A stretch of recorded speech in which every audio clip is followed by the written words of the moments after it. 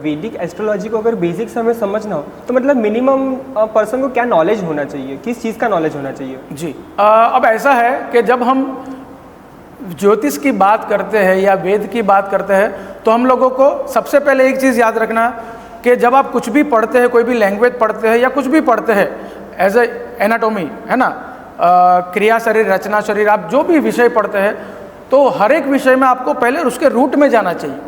आप ऊपरी ऊपरी बीड़ी चौरस या केवल पढ़ के आपको एनाटॉमी नहीं आएगी, ये डेफिनेटली है। उसके लिए आपको हाथ बिगाड़ने पड़ेंगे, इट मीन्स आपको शपथ लेनी पड़ेगी पहले, है ना, डिसेक्शन लेते समय हम करते हैं ओथ टेकिंग सेरेमनी। उसके बाद आपको उसको करना होगा, कट करनी होगी, तभी आपको पता चलेगा कि सही में इंटरनल क्या है। आपका दोस्त कट करेगा, आपको दिख तो जाएगा, बट जब तक आप नहीं कट करेंगे तब तक आपको वो पता नहीं चलेगा। यू कैन फील दी, या यू कैन फील इट। तो जब तक आप खुद नहीं करेंगे तब तक, तो एक सर्जन भी ऐसा ना, सर्जन जब तक हाथ उसके खून वाले नहीं हो तब सर्जरी उसकी अच्छी तरह होती नहीं है। कर्माभ्यास होना चाहिए। यस, बिल्कुल, कर्माभ्यास बहुत ज़रूरी है। तो इसलिए हम लोगों को ये जो है, तो रूट से समझने के लिए, तो आपका जो प्रश्न था उसको मैं आपको थोड़ा रूट से ले जाऊंगा कि अगर आपको ज्योतिष को समझना है तो सबसे पहले आपको वेद को समझना होगा, क्योंकि वेद, और वेद के लिए कहा है वेद अपौरुषेयम वाक्यम वेद, वेद के लिए Vedas are not created by man. हमारे यहाँ दो ग्रंथ है, श्रुति ग्रंथ और स्मृति ग्रंथ, है ना, श्रुति और सुनने से, स्मृति और मेमोरी से। तो इसमें वेद और पुराण बाकी सब दोनों में आते हैं। मैं उसको अलग अलग नहीं करूँगा क्योंकि हमारा वो विषय नहीं है, बट मैं आपको मूल में बताऊँगा। और उसमें भी हमारे ऋषि मुनि ने क्या किया, चारों वेदों के जितने भी वेदांग है, षड वेदांग है ना, this are the body parts, उनको एक वेद पुरुष का शरीर दे दिया, एंड वो हमारे एलिमेंट्स, हमारे बॉडी पार्ट्स उन्होंने बना दिए। उसमें भी अलग अलग बॉडी पार्ट्स बनाए हैं। उसमें छंद पादोतु वेदस्य, माने जो हर एक श्लोक में छंद है उसको पैर बताया है। हस्तो कल्पोत पठ्यते, कल्पशास्त्र, कल्पशास्त्र क्या करते हैं, the ceremonial ritual rules, if you are doing this, आप कोई हवन कर रहे हैं, आप कोई कथा कर रहे हैं, या आप कुछ भी वैदिक कार्य कर रहे हैं, उसमें कैसे वहाँ पे उसको कैसे स्वाहा करना, कौन सी उंगली से पकड़ना, प्राण अपान व्यान उदान कैसे करना, तो ये सब चीज़ें, आचमनी कैसे पकड़ना, ये सब चीज़ें हमारे कल्पशास्त्र में बताया है ना। हस्तो कल्पोत पठ्यते, तो हाथ से जो काम हो गए वो कल्पशास्त्र में बताया। फिर हमारे जो स्तोत्र है, निरुक्तम स्तोत्रम उच्यते, निरुक्त को स्तोत्र कहा गया है।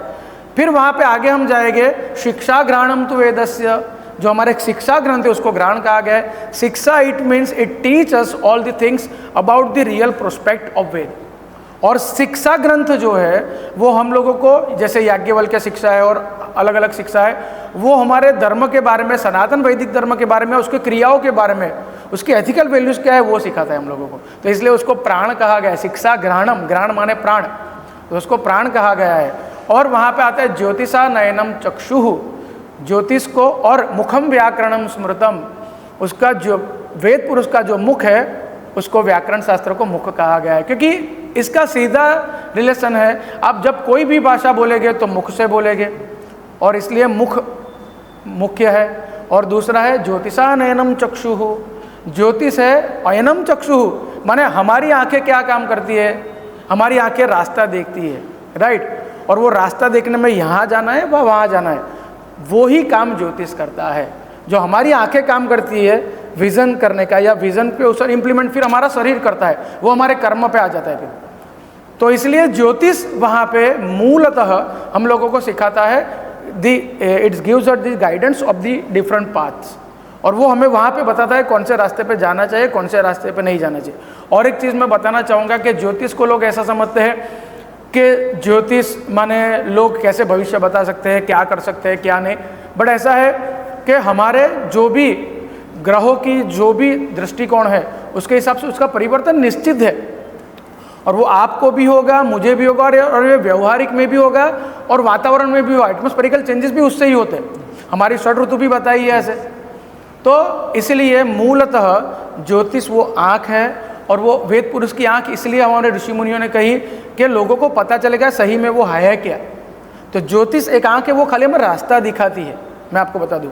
और उसका जो फल मिलता है ना, ज्योतिष एक हमें बताता है कि ज्योतिष के अनुसार करने से आपको ये चीज़ मिलेगी। अब वहाँ पे नहीं मिलने का कारण है आप उसके हिसाब से नहीं चले, राइट। उसका रिजल्ट नहीं मिलने का कारण आप उसको वो रास्ते पे नहीं गए। अच्छा, और एक चीज़ मैं आपको बता दूँ, हमारे शास्त्रों में, हमारे वेदों में उसकी और भी बेनिफिट्स और या उसके और भी अदर वेज भी बताया कि अगर आप वो नहीं करते तो कोई बात नहीं, गलती हो गई ना आपसे, हमारे वेद इतने फ्लेक्सिबल है ना कि आप वापस मुड़ के भी आ सकते हैं, है ना। तो आप यू टर्न लेके भी आ सकते हैं और हमारे वेदों में कोई उसका पाप पुण्य कोई नहीं है। बट आप कर्म से अगर विमुख हुए तो कर्म का फिर कर्मणा गहनो गति, फिर कर्म में कोई आपको बचा नहीं सकता। बट ज्योतिष आपको गाइडलाइन देता है, उसके ऊपर आपको कर्म करने पड़ेंगे तभी आपको फल मिलेगा। लोग बोलेंगे ज्योतिष देखने से या कुंडली, लोग क्या करते हैं, कुंडली को भगवान के मंदिर के अंदर रख देते हैं, अपनी कुंडली को, या तिजोरी में जहाँ धन रखा हुआ वहाँ छुपा के रख देते हैं।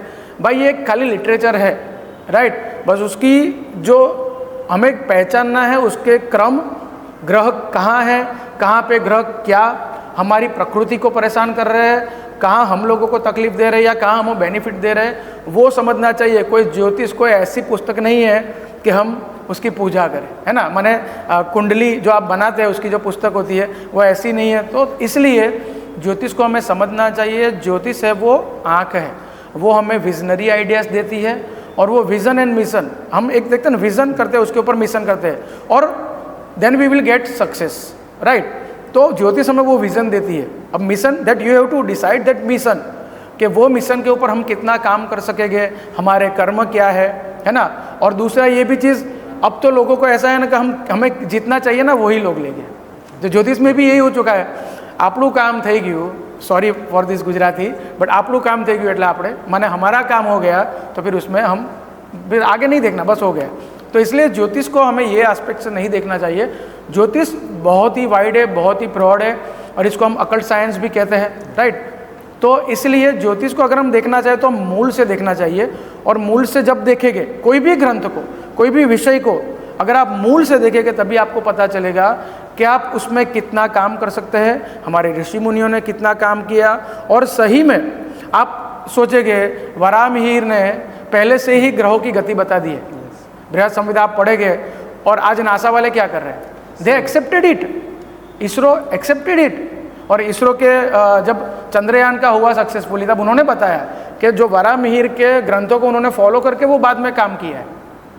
तो somehow it is affected, और somehow it is very much we are thankful to our sages, our rishi, कि हमें हमारे महर्षियों को प्रणाम करना चाहिए कि इतने दीर्घदृष्टा थे, और उनकी वजह से ही आज हम जी रहे हैं और आज हमारी जीवन शैली चल रही है। बट उसको जीवन शैली को अच्छा करने के लिए हमें ज्योतिष, वास्तु, ऐसे शास्त्रों को पढ़ना बहुत आवश्यक है।